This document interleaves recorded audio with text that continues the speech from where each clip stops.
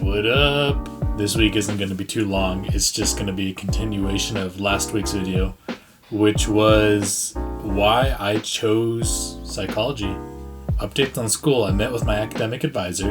That was pretty cool. They really helped me out with registering for classes and just normal stuff, I guess. Don't get me wrong, I was really intimidated by the whole process of keeping track of what classes I need and what classes I don't need versus what could be beneficial for the career I'm pursuing, especially psychology.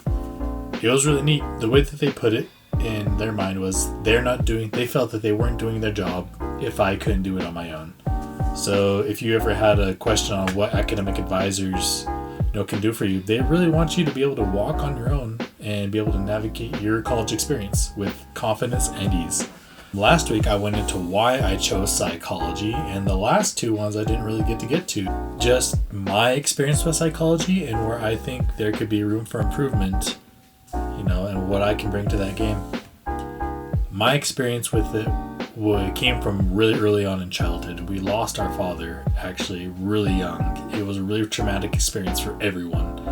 And I never really asked to see a psychologist, like what child does. And you walk into this room with your parent after school, some doctor's office, and there's unicorns and giraffes painted on the wall. And as you get older, those giraffes and unicorns disappear, and it's almost worse. And you're waiting to see some fool that sit behind a desk. Hopefully, it's almost weirder if they're not. But they're sitting behind some desk with a clipboard asking you questions like, do you see or hear things other people don't see or hear? As a kid, what are you going to say to that? As anybody, what are you going to say to that? I feel that could be a better approach. And maybe that was just my experience. Maybe it's greater than I think it is. It's almost like a taboo in people's minds to see a therapist or a psychologist. When in the last video, I explained that I think it should be viewed as a personal trainer for your mental state, how you think, how you interact with the world around you, because you're going to have to do that. You might as well give it your best shot in this life. Heaven forbid you have a really good session, and next thing you know, you're getting hit with someone telling you, well, that was really nice. Our hour's up. I'll send it to the receptionist so we can schedule in for next week. And you're straight up sitting there with your heart on your sleeve still. You didn't even have time to regather yourself. I really think there's a much better approach to it all, and that's what I'm really trying to get after.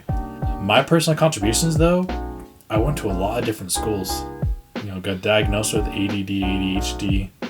I went to at least 10 different schools before high school, and I got to learn so many different hobbies that people had, different interests, group mentalities.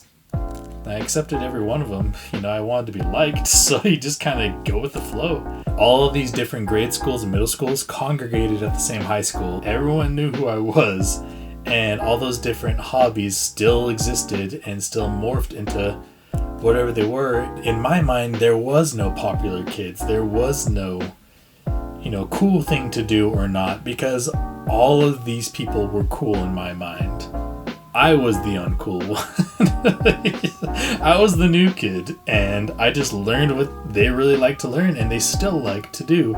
I guess you call it friend hopping or whatever, but I loved it. I loved embracing everyone's genuineness, and as people get older, people tend to get a little insecure about their hobbies just because someone says they should be, and that's not the way it should go in my mind. I think that approach should be really enforced, that you can be whoever you want to be in this life.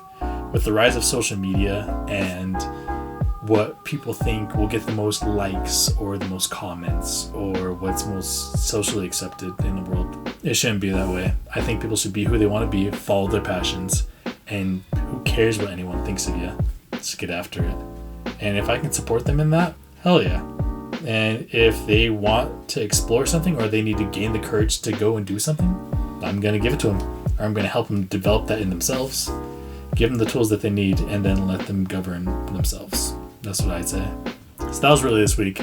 The sun's getting out longer, and summer's coming, spring's here, and I'm here for it. I love it. And hopefully we can get to some other footage from stuff outside my week. But until then, I'll see you guys next week, and have a good one.